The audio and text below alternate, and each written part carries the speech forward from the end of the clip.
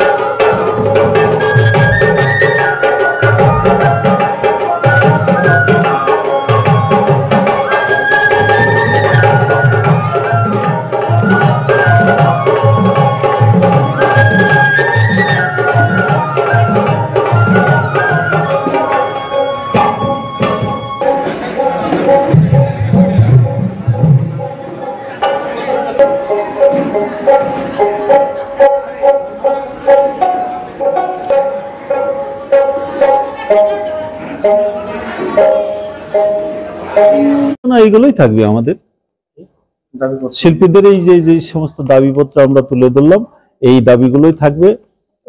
আমাদের এক্সট্রা দাবি আছে একটা, সেটা হলো আমাদের এই খুকশিয়া উদ্যানে যেন একটা শিল্পী একাডেমি, প্রত্যেকটা জেলায় একটা শিল্পী একাডেমির প্রয়োজন। শিল্পীরা ঘুরে বেড়ায়, উদ্বাস্তুর মতো ঘুরে বেড়ায়, কোথাও তাদের স্থায়ী অবস্থান নেই।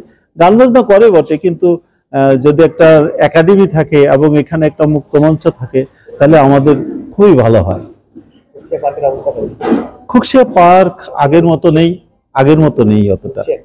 এখন কিছুটা ডেভেলপ হচ্ছে, আমরা হয়তো দাবি তুলছি মাননীয় মুখ্যমন্ত্রী আমাদের এই খুকশিয়া পার্কে উন্নতি করবে, এই আশা রাখি। পবিত্র কুমার সরকার, ময়নাগুড়ি 1 নং ব্লকের লোকপ্রসাদ শিল্পী গোষ্ঠীর সভাপতি।